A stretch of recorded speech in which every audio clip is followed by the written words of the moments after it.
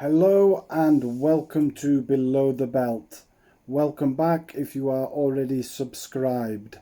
Let's talk about the kind of erection problems that pills can't fix.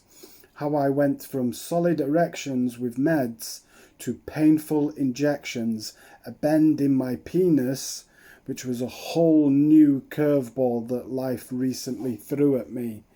And now I'm on the waiting list for a penile implant, the definitive solution. So no beating around the bush, just the truth. For the first 5 years or so, I was on testosterone replacement therapy, and I still am, self-administered, but that's a topic for another video. And this was alongside PDE5 inhibitors like Viagra and Cialis. And it worked amazingly well. Libido was strong, erections were solid, and things felt better than normal again. I was 40 when I started this regimen, and it made me feel like a much younger man sexually. But eventually, it started to fade. The pills lost their effect, erections got weaker, and while TRT, testosterone replacement therapy, kept my libido going, my erections just didn't follow along. That's when I realized, and it's important to note, libido, testosterone, and erectile function aren't the same thing, even though they are strongly correlated. Fixing one doesn't guarantee fixing the other. I didn't just sit back and let this happen. I cleaned up my act. I gave up drinking for long stretches. I sorted out my diet. I got disciplined with exercise, sleep, and supplements.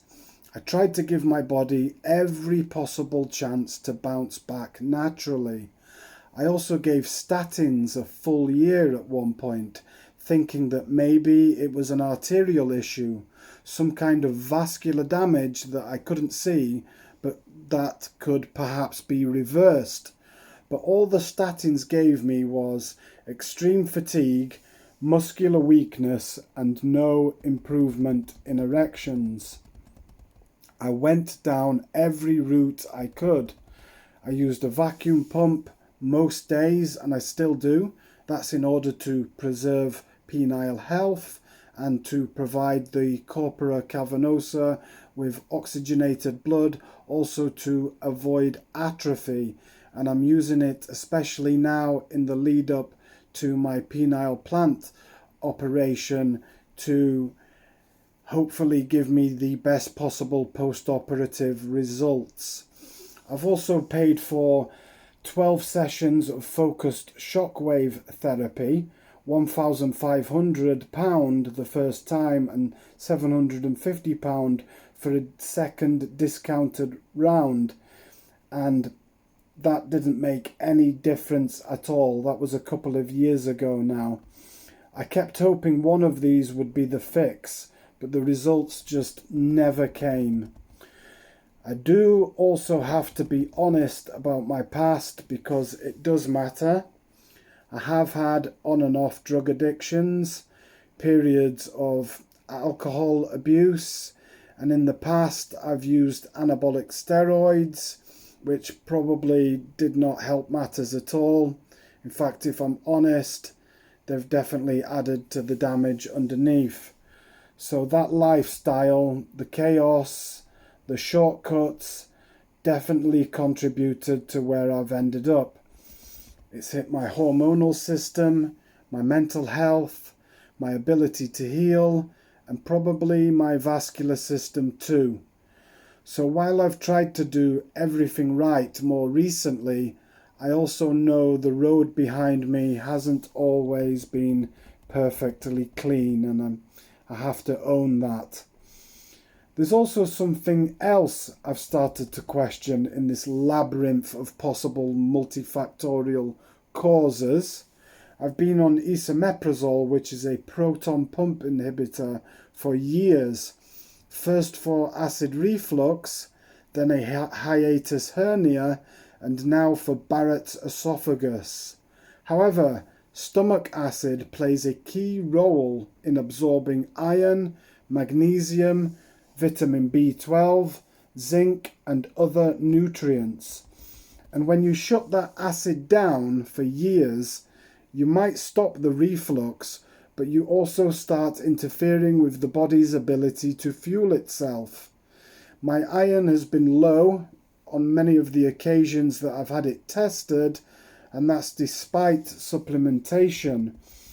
And iron, B12, magnesium, they all matter. They matter for testosterone production, although I'm on TRT, nervous system function, blood flow, and energy levels.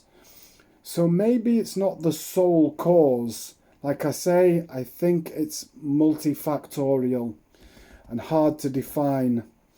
But I do think it's one of the things that's been quietly chipping away at my system in the background for years, amplifying everything else that was already going wrong. Eventually, after the pills failed me, I moved on to Alprostadil injections. And I want to be clear about this. I followed that protocol to the letter. I alternated sides. I never used it more than twice a week. The erections lasted around 2 hours, which is well below the 4-hour danger zone for a priapism, when they tell you must call 999. In fact, I actually thought those longer erections might actually be good for my penile health, bringing oxygen-rich blood to the corpora cavernosa and keeping the tissue healthy. Big mistake. The injections worked, but they came with a cost. The pinprick itself was quite uncomfortable, and the erections were physically painful, not enjoyable, and very inconvenient. It felt like an uphill battle every time, just to chase some kind of function. Then came the curve.